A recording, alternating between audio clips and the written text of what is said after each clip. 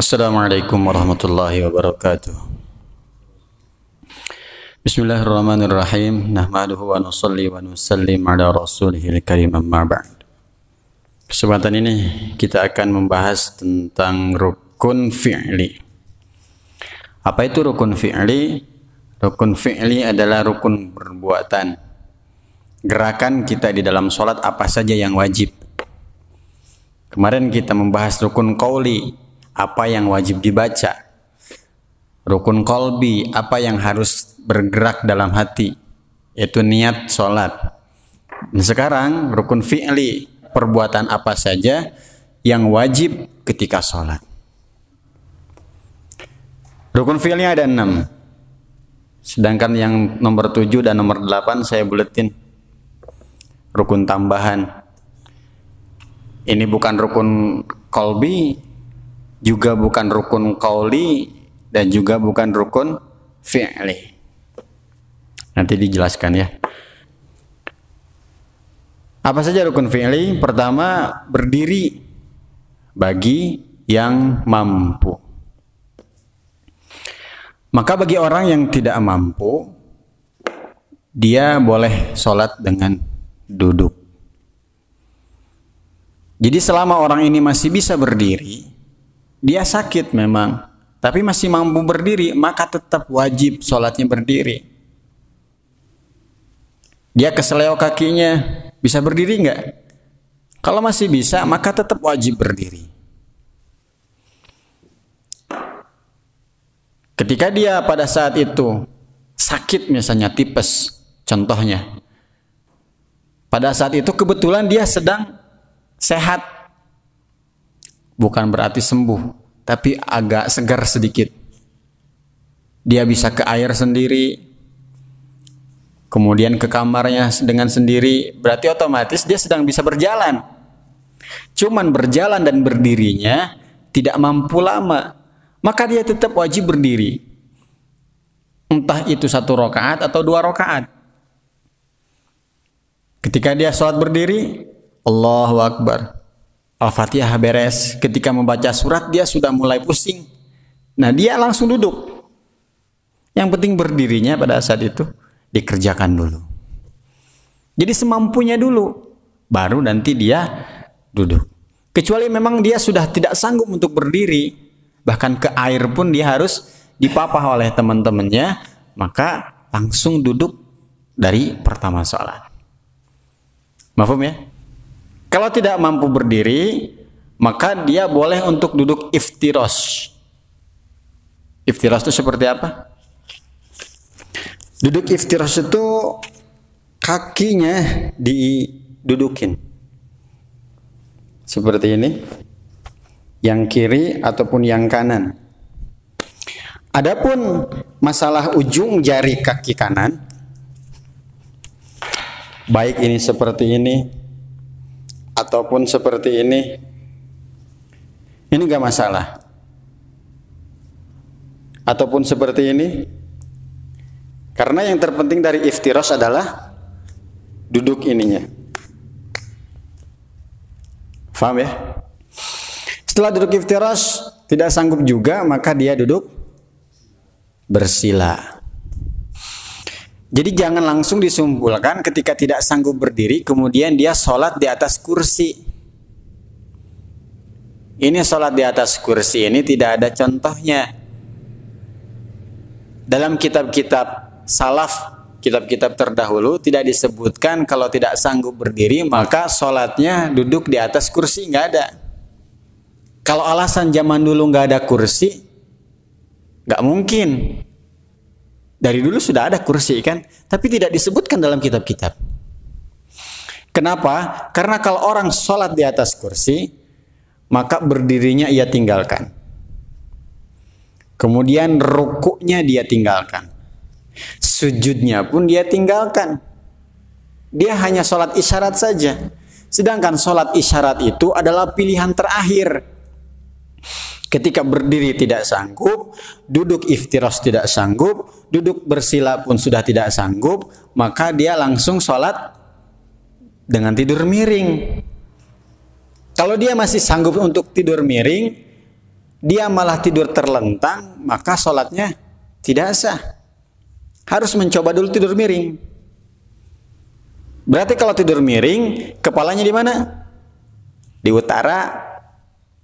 Sehingga dia menghadap ke kanan, kepalanya ke kiblat. Karena sakitnya sangat parah, dia tidak sanggup juga tidur miring, maka dia tidur telentang. Dan tidur telentang ini syaratnya harus menggunakan bantal. Wajib menggunakan bantal. Kenapa? Supaya dia bisa menghadap kiblat. Kalau enggak menggunakan bantal, dia akan melihat ke atas. Maka menggunakan bantal. Maka kalau seandainya orang ini menggunakan kursi untuk sholat, maka sujudnya tetap harus sempurna. Rukunya tetap sempurna. Maka prakteknya seperti ini.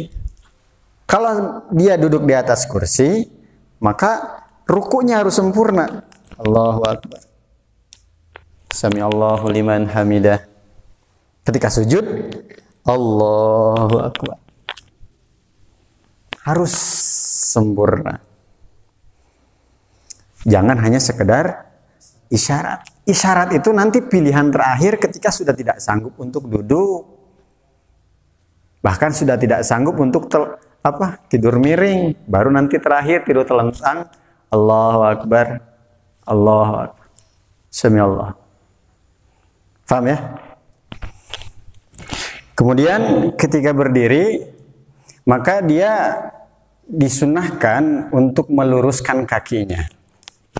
Kakinya seperti ini. Nih. Ujung jari ini semuanya lurus ke depan. Jadi ininya benar-benar lurus. Bagaimana kalau begini? Gak masalah. Cuman sunnahnya adalah lurus. Kalau ada orang yang tidak lurus, biarkan saja. Toh enggak wajib. Paham ya? Kemudian rukun yang kedua, rukun fi'li adalah ruku. Ruku ini minimal tangan bisa sampai ke lutut. Yang penting tangan sudah nyampe ke lutut, maka rukunya sudah sah. Ini minimal ruku. Sedangkan sempurnanya, ini punggung semua lurus. Ini agak diangkat sedikit. Jadi jangan berlebihan juga. Tapi cukup sampai lurus. Terus ketika ruku, ini tangan bagusnya, sunnahnya, ini dibuka. Kebalikan dari sujud, nanti sujud dia tertutup, ketika ruku dia terbuka. Kalau di bawah lutut, maka dia akan israf, berlebihan.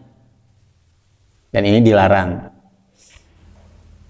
Terus membaca tasbih di dalam ruku adalah sunnah. Berarti kalau sunnah, orang tidak membaca tasbih, sahabat tidak? Sah saja. Hanya saja ngapain dia sholat? Kalau di dalam ruku dia tidak merasa merendah diri, tidak membaca tasbih. Bahkan di dalam ruku dan sujud, ini disunahkan untuk menambah doa. Allahumma gfirli, Allahumma gfirli, Allahumma gfirli, ya Allah ampuni aku, ya Allah ampuni aku. Ini disunahkan. Berapa kali minimalnya membaca tasbihat? 1 kali. Sunnahnya 3 kali. Jadi membaca tasbih itu sunnah, membaca 3 kali pun itu sunnah. Jadi di dalam ruku ini disunahkan untuk tasbih, disunahkan juga untuk membaca doa. Kalau pilihan antara membaca tasbih dan membaca doa, maka membaca tasbih ini lebih utama daripada hanya membaca doa. Jadi lebih afdol tasbihnya dibaca, doanya juga dibaca. Jadi diperlama rukunya. Kemudian rukun ketiga adalah i'tidal. Nah, i'tidal ini tidak sunnah untuk diperlama. Baca aja seperti doa yang sering kita baca. Apa doanya? Rabbana lakal hamdu. Sebagian riwayat Rabbana walakal hamdu. terserah mana saja. Keduanya juga betul. Dilanjut, mil'us samawati wa mil'ul ardi wa mil'u ma syi'ta min syai'in ba'du. Atau doa yang lain, Rabbana walakal hamdu hamdan katsiran tayyiban mubarakan fi. Ini pun sunnah. Yang wajibnya apa? Ini tumakninah. Jadi tumakninah ini dalam setiap rukun. Ketika sujud tidak membaca apa-apa, ketika i'tidal tidak membaca apa-apa, ini tetap sah. Yang penting tumakninah. Tumakninah itu berdiam sejenak, tenang, seukuran membaca subhanallah. Dan subhanallahnya juga subhanallah yang tenang.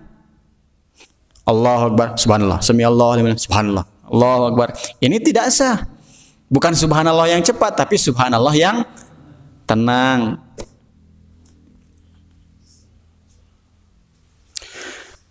Ketika mau i'tidal juga disunahkan untuk membaca sami'allahu liman hamidah. Cuman kadang-kadang suka ada imam yang lupa Allahu Akbar. Gak usah diingatkan. Kenapa? Karena tidak wajib membaca sami'allah, hukumnya sunnah.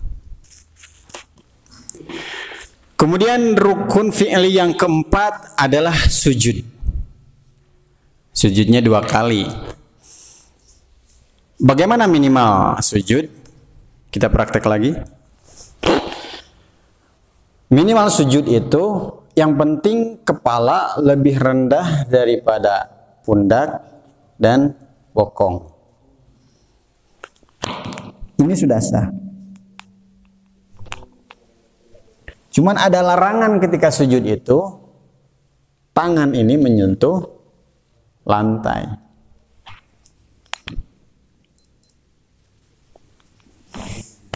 Boleh.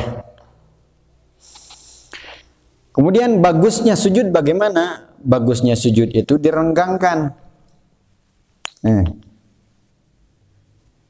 Tapi ingat, kalau sholat berjamaah renggangnya jangan sangat renggang, sehingga akan mengganggu mereka. Bagaimana? Wah, ini akan mengganggu orang. Renggang tapi tidak begitu renggang. Seukuran ada binatang kecil masuk bisa lewat ke sini nih. Ini sudah cukup. Udah sempurna itu sujud. Adapun seperti ini sudah sah. Karena kepala lebih rendah daripada pundak dan dari bokong. Larangan Nabi itu adalah siku menempel ke lantai. Ini dilarang. Kemudian di dalam sujud ini ada 7 anggota badan yang wajib nempel ke tanah. Ini pendapat yang mu'tamad. Pendapat jumhur ulama. Apa saja? Kening, 2 tangan, 2 lutut, dan ujung jari kaki.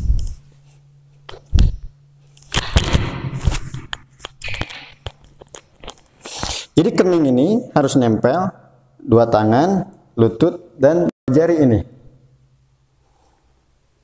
Jadi ini harus dilipat. Ini baru sempurnanya sujud. Kalau mengikuti pendapat yang mu'tamad, pendapat jumhur ulama. Kalau mengikuti pendapat ini, maka orang yang sholatnya seperti ini tidak sah.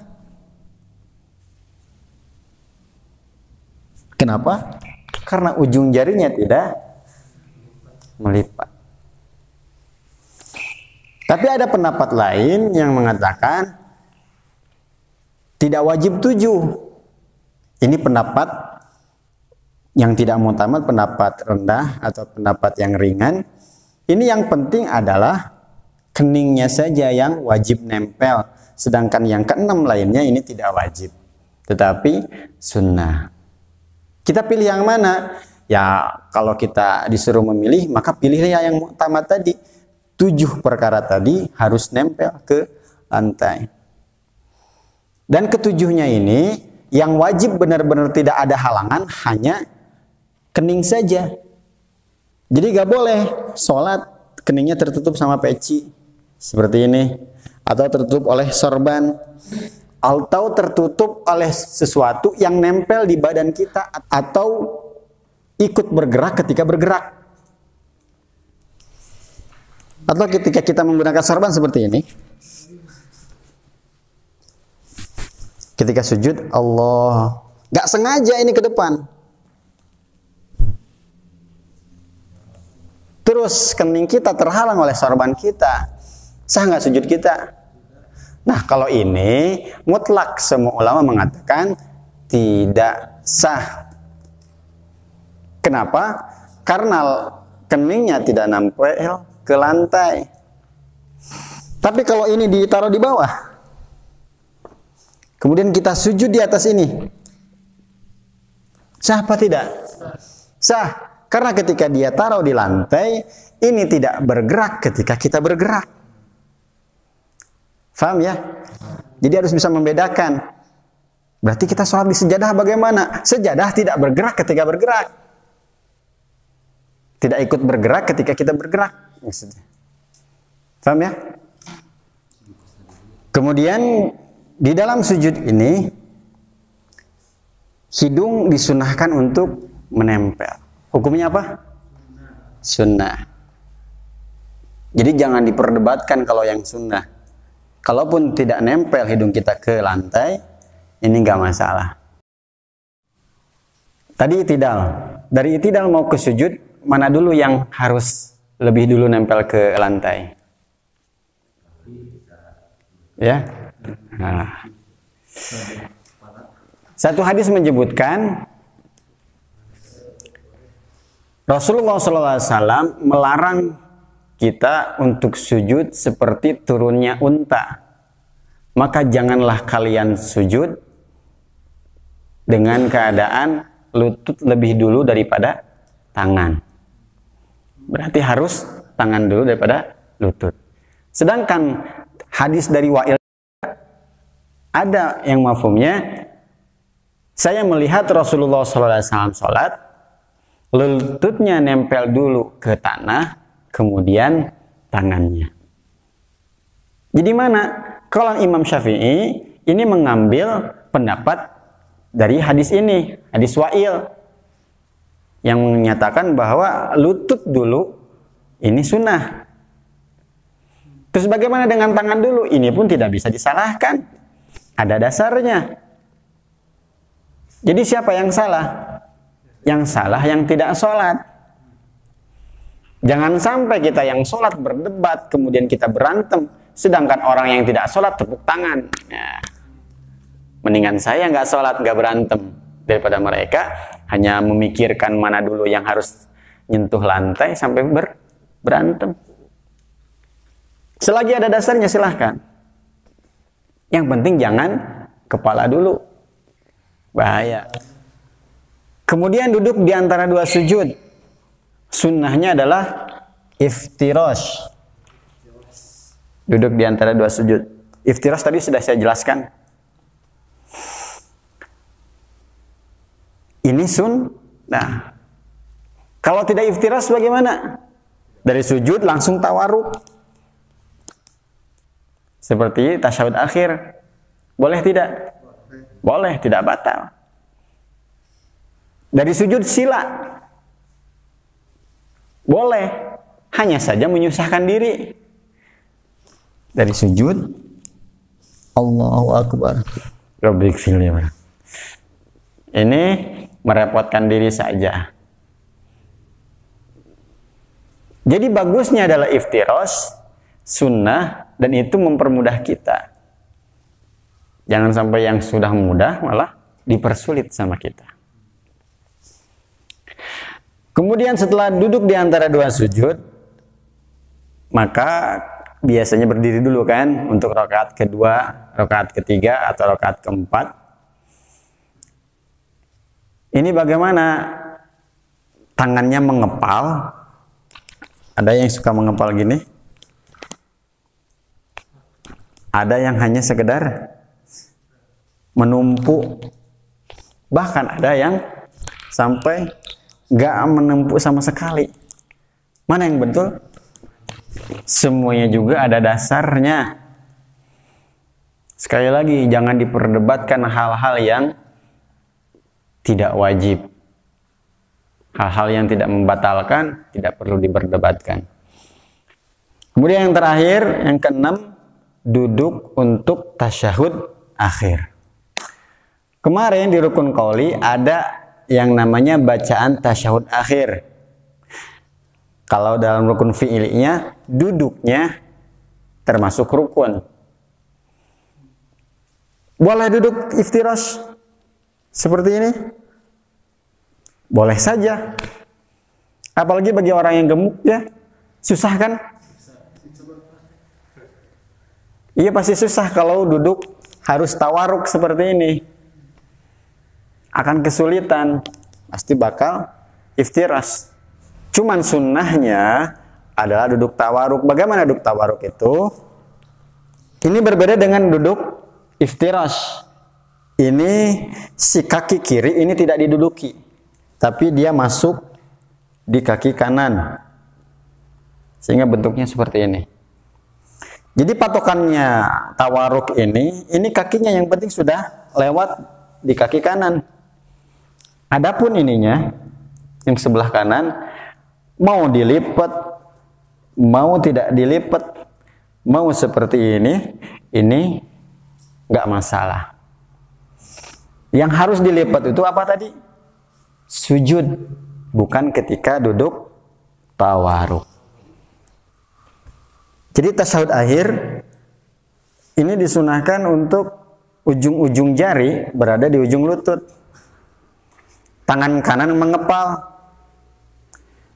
Ketika mengucapkan asyhadu alla ilaha illallah, ini baru diangkat. Lalu bagaimana dengan tahiyat yang telunjuknya diputar? Mungkin ada yang berpendapat ini justru sunnah. Silahkan. Saya pun tidak akan menyalahkan. Cuman bagi kita yang tidak terbiasa, kalau kita memutar-mutar niat bermain-main, maka sholat kita menjadi batal. Niatnya bermain-main. Minimalnya bagi kita hukumnya makruh. Tapi bagi mereka yang membaca hadisnya, yang berpendapat bahwa itu sunnah, maka silahkan lakukan. Saya tidak akan menyalahkan. Setiap orang mempunyai pendapatnya masing-masing. Ketika sujud ini, apa yang wajib dibaca? Gak ada kewajiban untuk membaca apa-apa di dalam sujud. Tapi disunahkan untuk membaca tasbih. Bacaannya subhana rabbiyal a'la wa bihamdi. Dan disunahkan juga untuk memperpanjang sujud ditambah dengan membaca doa. Di situ adalah tempat paling makbul untuk berdoa. Kalau menggunakan bahasa Indonesia boleh tidak? Boleh, yang penting jangan bersuara. Cukup di dalam hati. Tapi kalau menggunakan bahasa Arab, gak apa-apa disuarakan. Allahumma gfirli dunubi wali walidayya warhamhuma kama rabbayani shaghira. Atau doa-doa yang lain. Rabbana atina fid dunya hasanah. Boleh. Atau hajat kita, silahkan.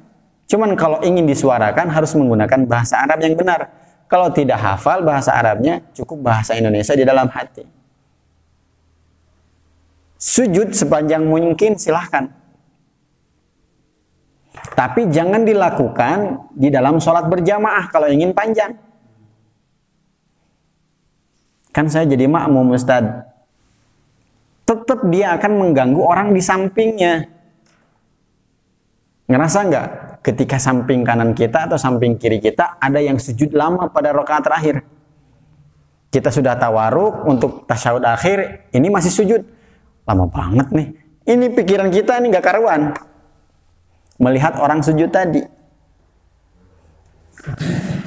Kalau menjadi imam, ini lebih parah lagi. Makmumnya nggak terbiasa, imam tiba-tiba sujudnya sampai 5 menit. Ini kok nggak berdiri-berdiri, jangan-jangan mati nih imam. Atau 1 menit, atau 30 detik, itu cukup lama 30 detik.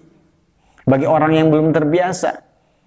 Maka kalau ingin melaksanakan sujud yang lama, kerjakanlah di sholat sunnah. Sama dalam rukuk, di dalam sujud ini, kalau dia memilih antara tasbih dan doa, maka lebih diutamakan membaca tasbih. Lalu duduk di antara 2 sujud, doanya seperti apa? Rabbighfirli warhamni wajburni warfa'ni warzuqni wahdini wa'afini wa'fu anni. Diresapi ini. Itu doa minta rezeki, doa minta diampuni, doa supaya dimaafkan, doa supaya disehatkan, doa supaya dinaikkan derajat. Ini lengkap di dalam duduk di antara 2 sujud. Kalau tidak membaca itu boleh? Boleh. Karena hukumnya sunnah. Yang penting tumakninah.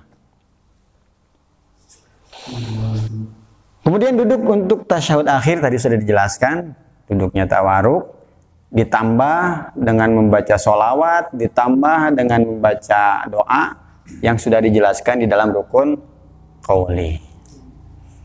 Ini hanya sekedar menjelaskan caranya saja duduk tawaruk itu bagaimana. Kemudian rukun yang ke-7 dan ke-8 ini tidak termasuk pada rukun fi'li, tapi dia dimasukkan ke dalam rukun. Tumakninah dalam setiap rukun. Ketika ruku, ketika i'tidal, ketika sujud, duduk di antara 2 sujud. Ini wajib namanya tumakninah. Kalau di dalam kitab Fathul Qorib, ini ditambah ruku, tumakninah di dalam ruku, i'tidal, tumakninah dalam i'tidal, sujud, tumakninah di dalam sujud, duduk di antara 2 sujud, tumakninah diduduk di antara 2 sujud. Jadi kalau disebutkan ada berapa rukun sholat, kalau menurut hitungan ini, maka rukun sholat ada 14. Kalau di dalam Fathul Qorib ada 17. Karena ruku tambah 1, 2, 3, 4. Tambah 4. Bahkan ada yang mengatakan ada 13. Karena tumakninahnya tidak dimasukkan.